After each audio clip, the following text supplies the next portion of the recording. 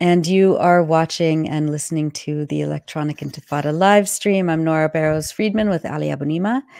We're now delighted to be joined by Sabiya Ahamed, a staff attorney at Palestine Legal, and Shahd al-Hadid, a student at Sheffield University in the UK. Shahd is a member of the Sheffield Campus Coalition for Palestine, which is leading a mass encampment in solidarity with the Palestinian people and in protest against allegations of their university's complicity in Israeli apartheid and the ongoing bombardment of Gaza. Sabiya and Shahd, thank you so much for being with us today. Thank you for having me. Sabiya, let's start off with you. You are a staff attorney with Palestine Legal.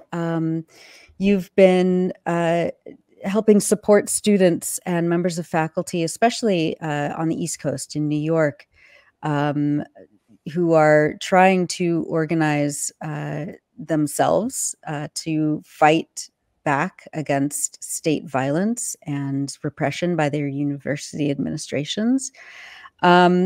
What's been your response to the level of violence being directed at student protesters around the country by police forces, university administrations, and Zionist groups? And how are students' civil rights being impacted from your perspective? Yeah. I think, as you said, Nora, what we're seeing is just brutal repression against peaceful student protest. We're seeing a response, a very violent response from the state apparatus, including university administrations who are also joining in on that. They're calling in law enforcement. We're seeing this at, for example, UT Austin, where state troopers were called in. We're seeing threats to mobilize the National Guard. This happened at Columbia a few weeks ago, where they threatened to do that. Having hundreds of students arrested, over 100 at Columbia. We saw similar numbers at NYU, dozens at USC, along with faculty who are trying to protect students who are in the middle of prayers, for example. So, faculty are also being arrested along with students. And we saw that happen at several schools, at Emory, at Dartmouth, et cetera. Mm-hmm. And so, what we're seeing right now is it's not just about speech. And I think, we all know that, but I also want to emphasize that this isn't just about brutally repressing student speech. It is a targeted campaign. It's a racist and militarized repression against a student movement. It's against a movement that is dissenting against a US-backed genocide. And that's really what we're seeing right now. And so, the way that students' civil rights are being impacted is we're seeing their right to protest just completely out the window. They're being silenced by their universities in such a brutal and violent way. And these are peaceful protests. I feel like I don't even have to emphasize that we've seen what's going on at these encampments. We're seeing the group prayer, the student libraries, and all these sorts of events that are happening on these campuses. And these are the kinds of things that schools are finding threatening or claiming are threatening. And so I would say, these are the ways that we're seeing students being repressed right now, and the unfortunate response from the universities. Yeah. Shahd, let's bring you on. You are a student at the University of Sheffield. Can you talk about the encampment that you've helped organize and how students are responding to the Anglo-American support of and co-authoring of Israel's genocide in Gaza?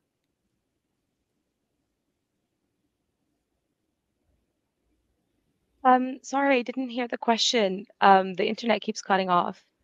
That's okay. Just if you can talk about the encampment, how students have been organizing on your campus at Sheffield, and what they're organizing for. So our encampment happened at the same time as many other encampments. It was coordinated, especially with the universities in the north. The reason why we did it earlier than London is because for many years, the lens of the media always aims itself at London, universities in London. However, the heart of the industry is in the north, and this is where the majority of the most complicit universities are. And in fact, our university, the University of Sheffield, is seemingly the most complicit in genocide, as they make as they make the most from arms trade more than Oxford and Cambridge combined. And this is what spurred us to join and the encampments that we've saw in America. Warwick was the one first started here in the UK, and then Sheffield and many others followed soon after. Hmm. And can you talk a little bit about how the university has responded to your demands for divestment, and what kind of response from the police you've been met with so far?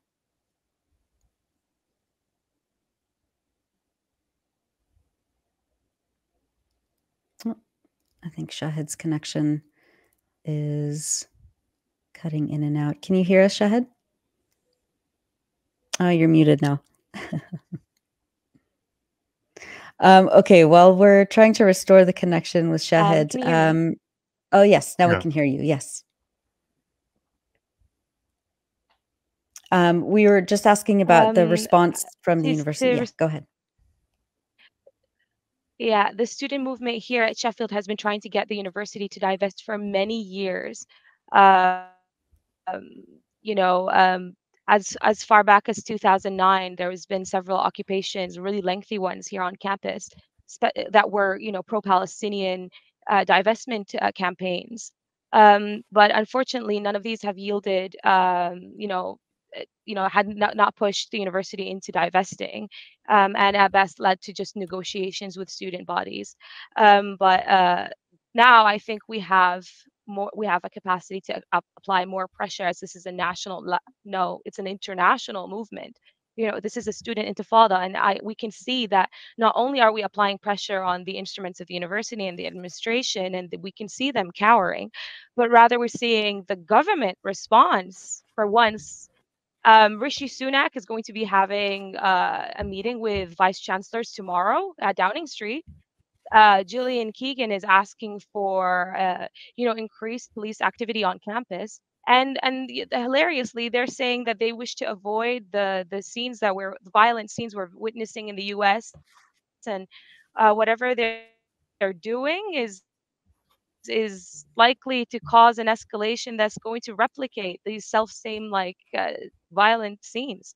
More Mhm. policing is not going to resolve this, and we relent just because you threaten to add more police on campus. Shahid, I just want to show you this item that broke while we've been live and get your reaction to it. And this is news from Ireland, from Trinity College Dublin, and this is in the Trinity News, and it says that Trinity has agreed to work towards total divestment from Israel in an unprecedented win for the BDS boycott, divestment, and sanctions movement.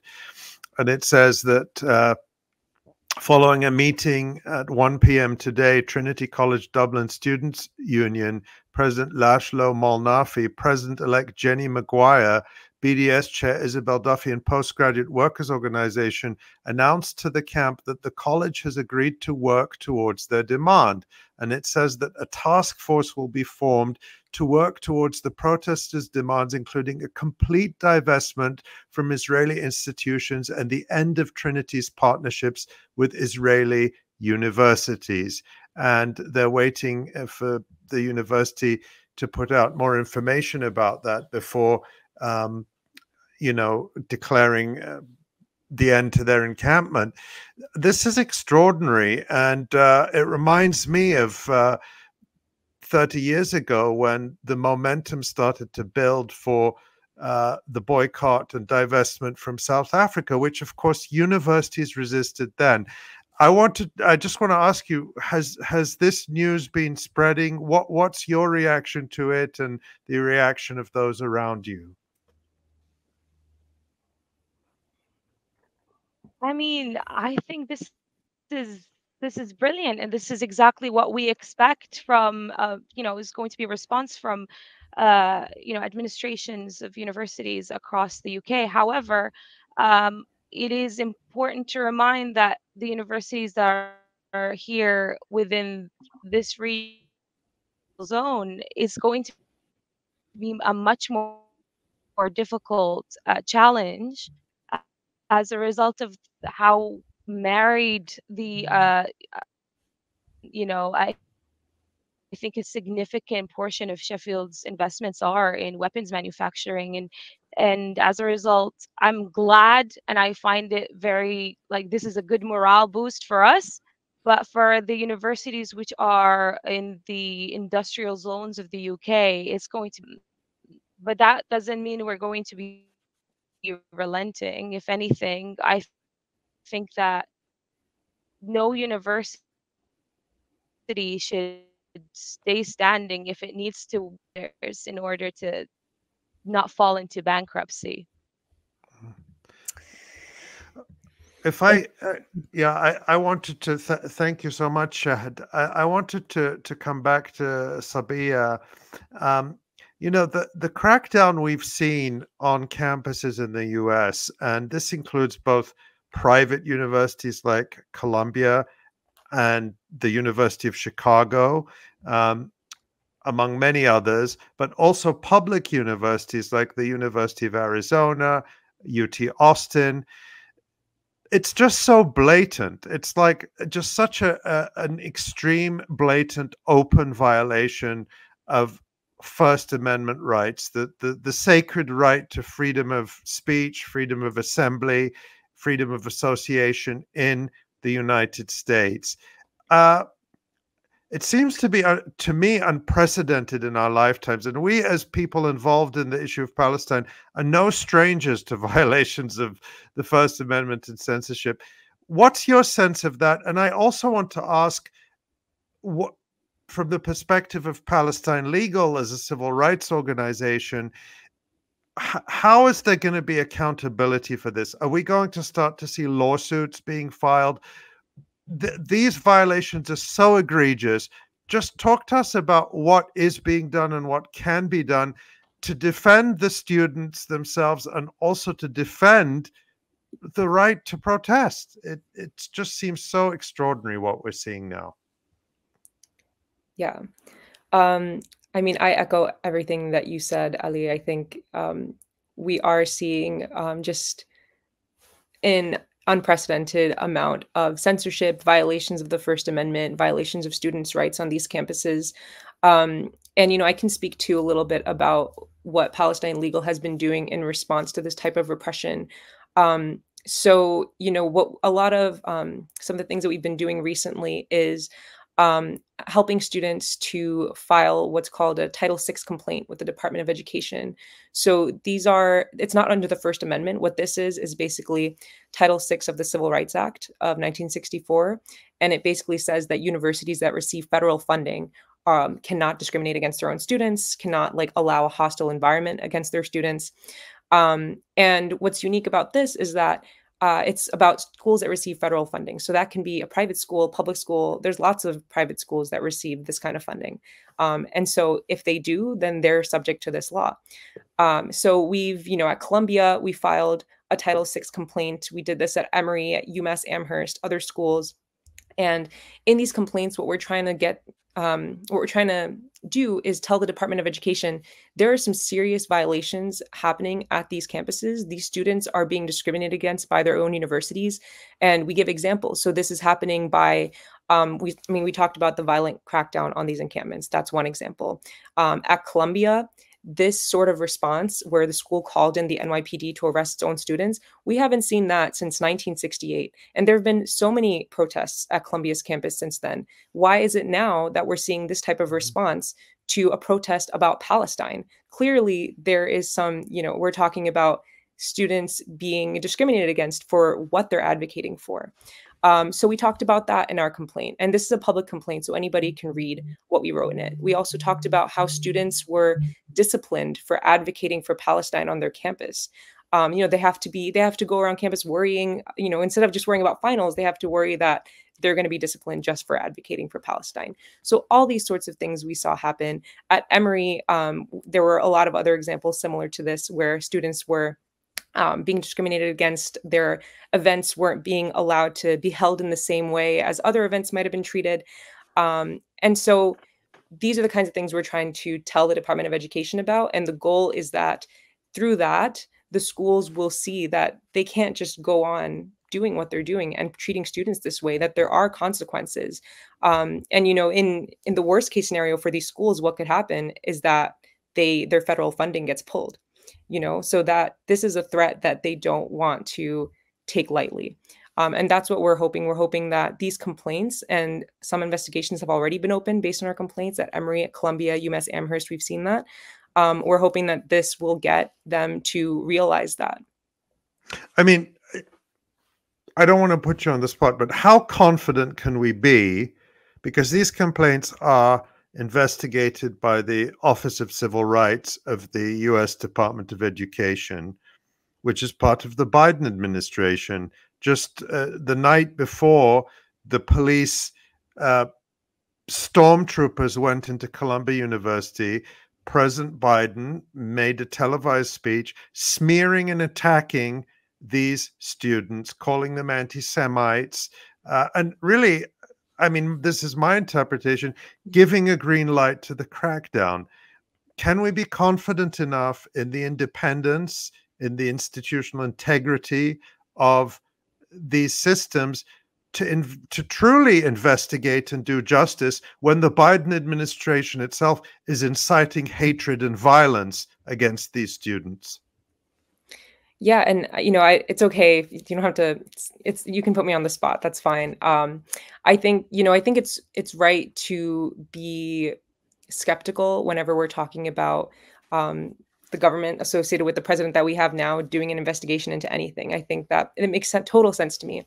I think, you know, we do have laws in place that we're hoping that will be followed in this process. And I think what we can do is watch the process unfold. And we're not just standing by and seeing how it unfolds. We're attorneys who are helping these clients, and we're there to ensure that their rights are being protected. So in this process, we're going to see how it plays out. The Department of Education, Office of Civil Rights, they're supposed to protect these students under the law, and so that's our hope that that's what's going to happen. But on the broader level, what I want to say about that is, the law is just one tool that we have to protect students and for students to protect themselves.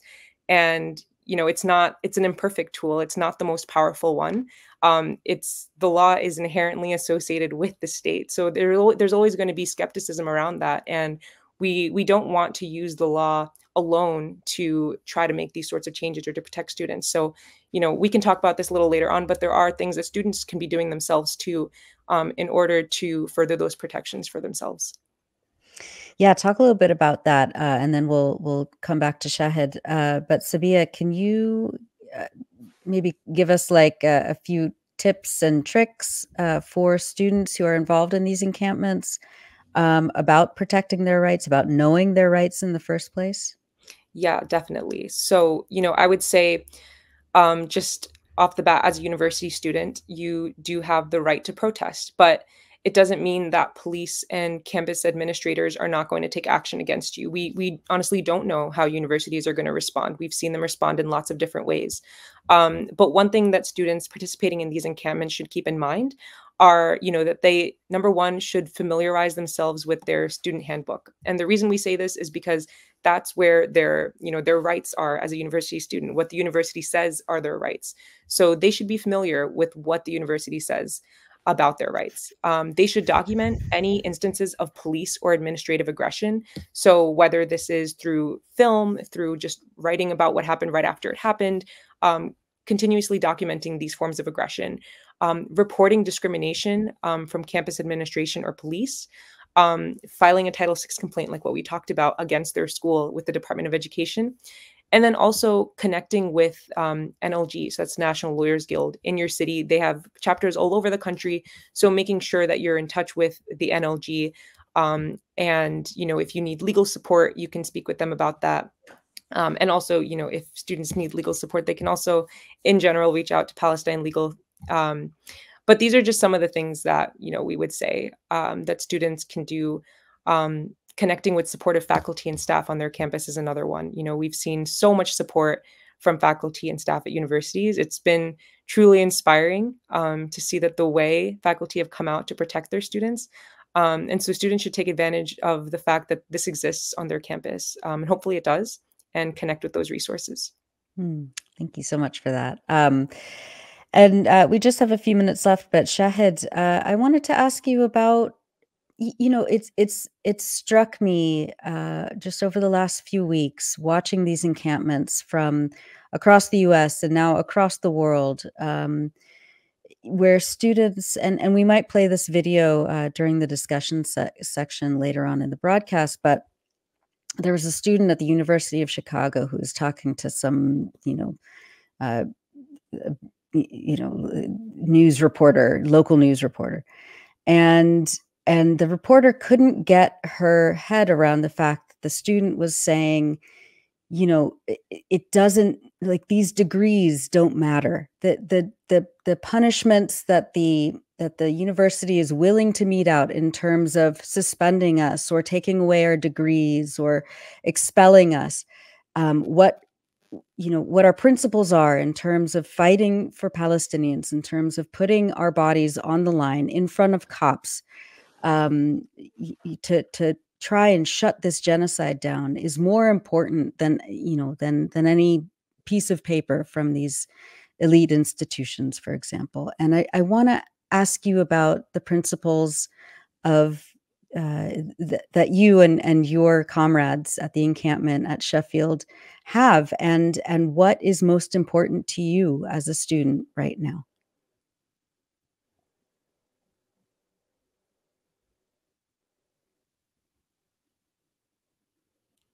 Shahd, can you hear us? I think there might be a delay. There might be a delay. Okay. Well, hopefully we can get Shahd back. Sabiya, if you could tell us where to find Palestine Legal and First of all, how. Sorry to be calling right from the encampment. Just want to check if you can hear me. Yes, now we can. All right. I think one of the most integral things is a lot of us are here because we very deeply empathize with the people in Palestine, like in Gaza, the Palestinians in Gaza. A lot of us have friends there. One of our colleagues, as the fellow student, is there, was stuck there. Oh no. It sounds like yeah, we're not able to keep the connection up. That was a day that shook a lot of us. I'm sorry, can you not hear me?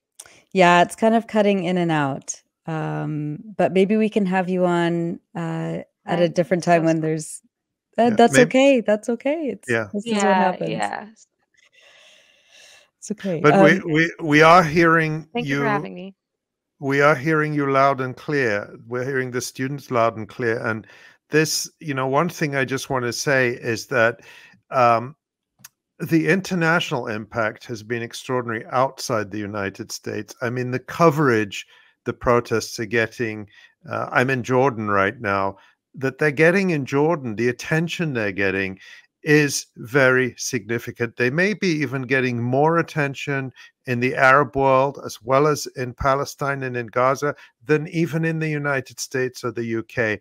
And I think that's very significant that you are being heard and you are having an impact. And I just want you to know that. Yeah, absolutely.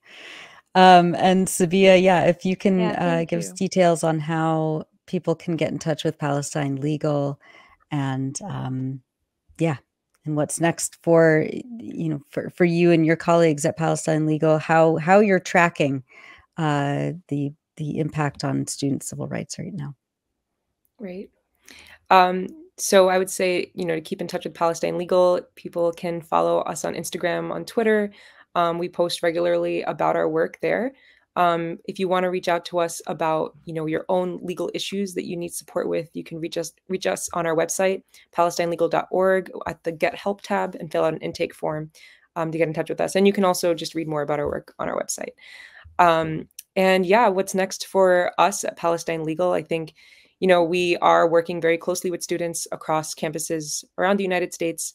And that is one way that we keep track of what's going on at these campuses. And then also, through the various intakes that we get through all the different students that reach out to us, we are keeping track of, just what these issues are, what students are seeing. So that way we know what are the trends of repression that are happening.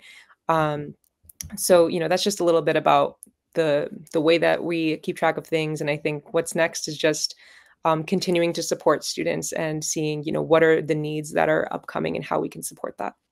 Wonderful. Thank you so much. Sabiya Ahamed, you're a staff attorney at Palestine Legal, and Shahd al-Hadid, you're a student at the encampment at the University of Sheffield. Thank you both so much for joining us to talk about this. And of course, this is a topic that we'll continue to cover. So thank you both so much. Thank you so much. Thank you. Thanks for watching this video. Please subscribe to our YouTube channel, hit like, leave a comment.